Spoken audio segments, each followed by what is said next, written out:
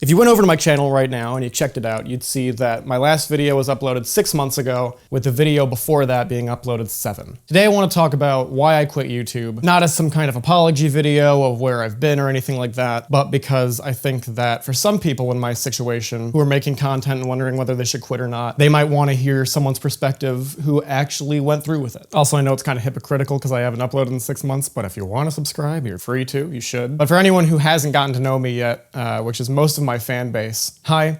I'm Bill Black. I'm Oh No, He's Here. Late 2020, early 2021, I made a YouTube channel where I did a lot of impressions. This YouTube channel, in fact. Did pretty well. I got to about 50,000 subscribers. I don't know what the channel's at now. It could be higher, it could be lower. But for a little while there, I was decently successful on YouTube. I know that a lot of people now don't consider 50,000 subscribers to be a big number, which I think is stupid. Back in 2006, if you wanted to be in the top 100 subscribed people on YouTube, then all you had to have was 500,000 subscribers. So if you're judging by 15 years ago, I was fucking made. I've always been creating on YouTube. I think when I started, I was in like 8th grade, 9th grade in like 2011. And if you really searched, you still wouldn't find anything on this website that predates like 2017 for me. But I always loved to create. I would do dumb little high school vlogs, weren't produced at all, shot on a Kodak PlaySport. I had a gaming channel that was literally just me recording with QuickTime Player and screaming at Lego Pirates of the Caribbean. And I always had the fantasy of one day growing up and being big on YouTube, but it was never at the forefront of anything that I created. But before I talk about why I quit, I want you to know why I started this channel. I had uploaded on a personal channel early in the pandemic and burned myself out really quickly. I didn't make anything for a few months, but personal circumstances came up and suddenly I was going to be moving. I hadn't had a job since the pandemic ended and I wanted to save up some money, so I decided to make a new YouTube channel. One designed to blow up and one that could earn me a little bit of money as a safety net as I was making this move. But I was worried it was going to feel like work if I just became my own boss out of nowhere and tried to motivate myself to make content I wasn't passionate about. So I tried to combine my content style with something I was already interested in. At the time, I was just getting into the Dream SMP streams, watching Wilbur Soot's videos on it, and 2020 was kind of the Minecraft YouTuber's dream year. While everyone else was rolling in the dirt having a miserable time, anyone uploading a Minecraft video was skyrocketing. So I thought, yeah,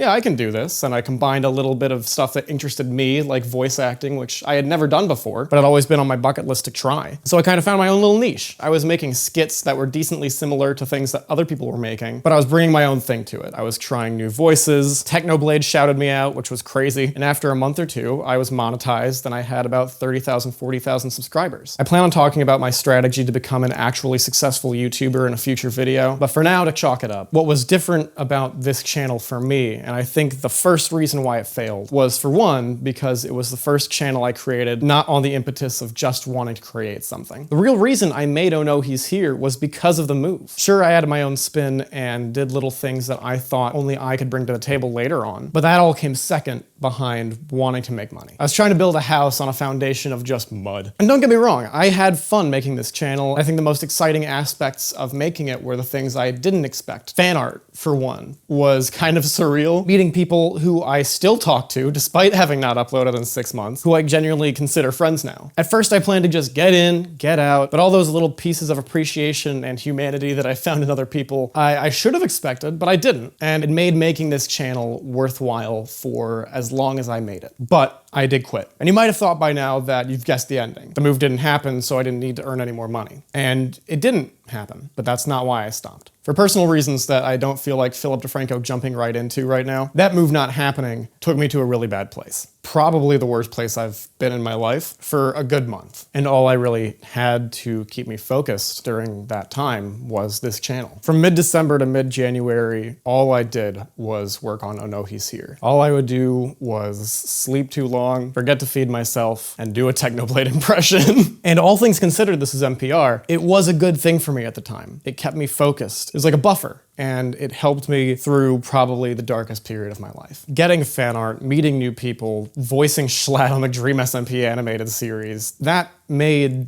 all the difference. And by my last week of uploading regularly, I was suddenly uploading 1 video a day. Some of my last videos were some of the most successful ones I ever put out. Now, I live in the middle of the woods. It's a miracle I have good Wi-Fi. And someone came to visit me, a friend who I hadn't seen since the pandemic started. And the first person who I had come to visit or had come to visit me for a few months. And I scheduled a few uploads. I think my last 2 videos were scheduled and I had recorded them beforehand. That's how on top of my shit I was. I had never had a backlog in my life before. And we just turned the Wi-Fi off and just didn't interact with the internet for 2 weeks. I think it was supposed to be 1 week, but we were just hanging out, having a good time, and it just kept going. During that time, I had put aside days where I was going to work on Oh No, He's Here, but suddenly I had another person to interact with. And faster than I could have imagined it, all impulse to work on Oh No, He's Here went out the window. All it took was seeing another person in real life, and I realized I didn't need to chase Oh No, He's Here to be happy. So when that person left, I stopped. I tried uploading one more video a month later, and it genuinely made me want to gouge my eyes out making it. I don't think it's a bad video, I just had a miserable time trying to make content again. So I didn't. I worked on other things. I got a different job, took some freelance jobs doing commercial edits and filming theater performances. I just found my happiness somewhere else. And if you really want to make YouTube, then you should. But if you're finding yourself in a place where you're stuck and struggling to put out content and you're not sure why, you don't owe anyone anything. If you're trying to make content for other people,